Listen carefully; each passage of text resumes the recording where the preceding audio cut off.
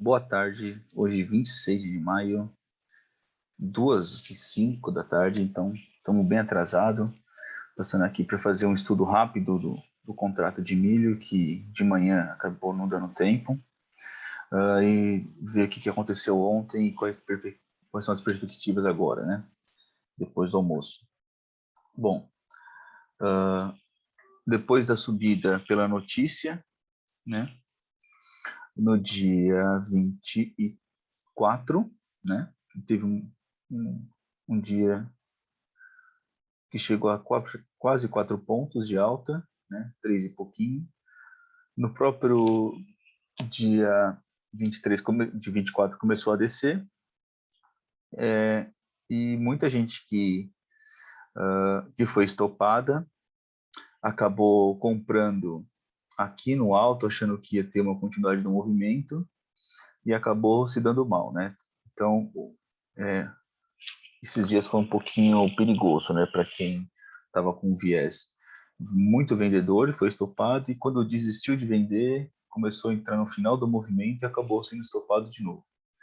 Então, por isso tem que tomar um pouquinho de cuidado, operar sempre com a margem de risco já calculada. E uma dica para mim também, que eu me dei muito mal na semana passada, aqui nesse candle aqui do dia 17, né? Se você tomou um stop, dá um tempo, não entra logo em seguida na operação, porque você pode estar com um entendimento errado do mercado, né? Foi o que aconteceu comigo na semana passada, e essa semana aconteceu o inverso, né? Essa semana eu tive algumas vantagens, assim, consegui entrar muito bem. Então, a gente tem que perceber que não é todo dia que a gente está alinhado com o mercado. Então, se a gente logo de cara já toma um stop muito feio, não vale a pena ficar insistindo muitas vezes, a não ser que você tenha uma experiência muito grande, uma margem muito grande para ficar arriscando, né? Bom, como é que nós estamos aqui, né? Então, ontem foi um dia de baixa e eu não vi detalhes, muitas notícias, né? Mas hoje não tinha uma perspectiva de grandes mudanças do que estava acontecendo no dia anterior, que era uma continuidade da baixa, né? Vamos ver aqui um time frame de 20 minutos. Então, depois daquela queda onde chegou num pico aqui lá, passando dos 97, começou a cair no próprio dia 24, né? Fez aqui deixa eu ver aqui,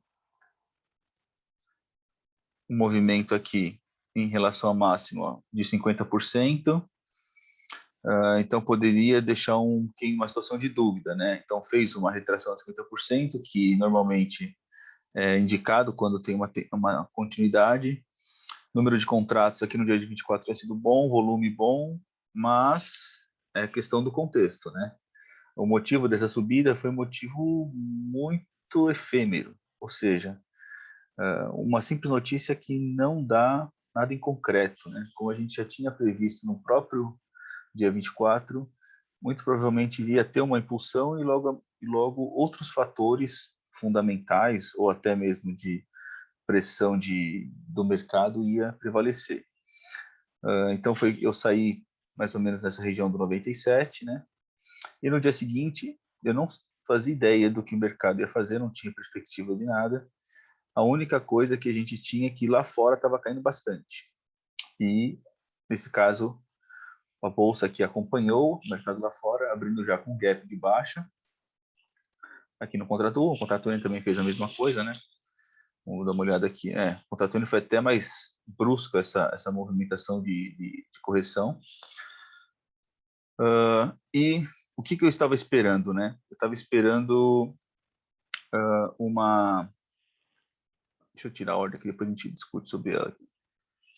Eu estava esperando uma correção, né?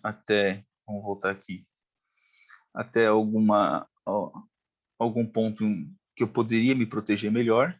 Então, por exemplo, essa região do 96,70 até 97 é uma região boa para se proteger, porque aqui eu tenho um ponto de fluxo muito intenso, né, ao longo de todo o contrato. né, que é essa região de 96,70, 96,80.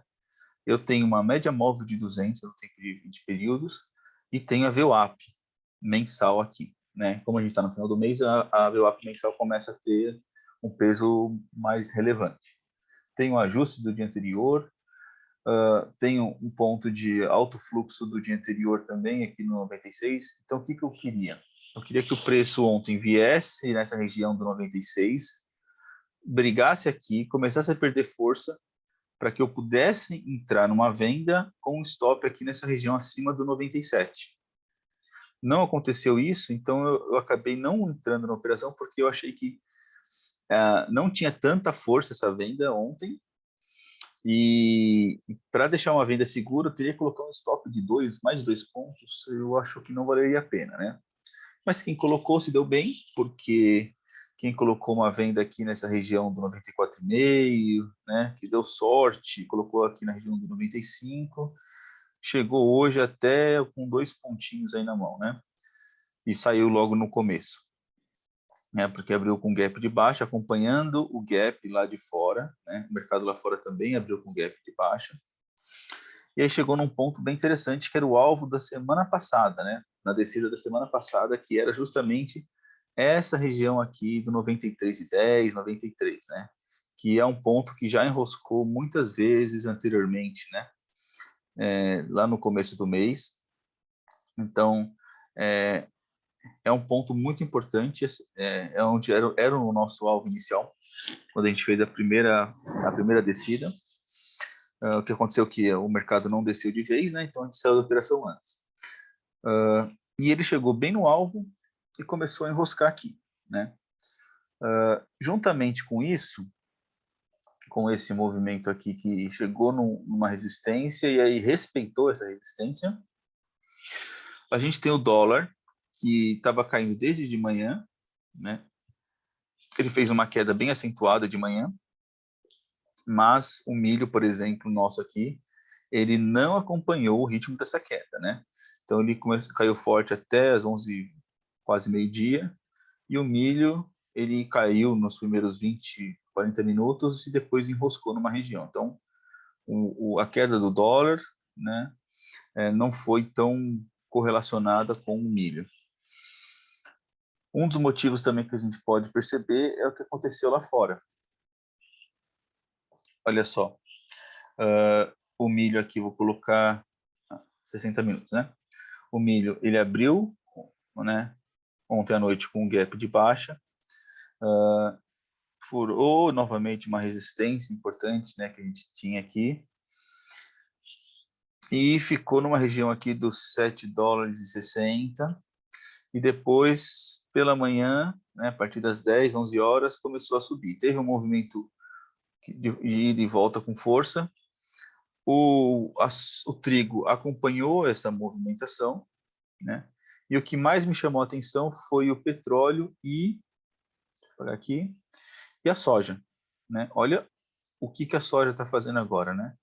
Está numa tendência muito forte de alta nessas últimas horas, e quando começou a formar esse candle de alta aqui, né? E continuou esse movimento, isso me chamou a atenção, e eu comecei a perceber uma dificuldade dos vendedores aqui no nosso contrato de continuarem o movimento de queda, né? E essa resistência fazendo pressão. Então, eu comecei a olhar o mercado hoje depois das 10 horas, né? 10 e pouquinho. Despretensioso, realmente não queria operar hoje, mas foi muito tentador, porque olha só, é a questão da probabilidade com risco, né?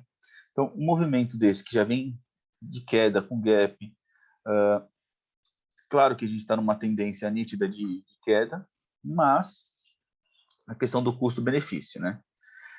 A gente percebeu aqui uma fraqueza nos vendedores, apesar de ter um fluxo maior de venda, e respeitando muito forte essa resistência aqui, que é a região do 93,10, né?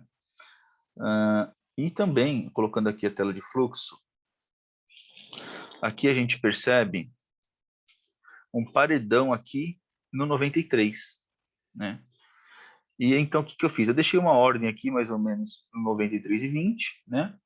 Aqui tinha algumas ordens também protegendo, né? A mínima do dia foi 93,10.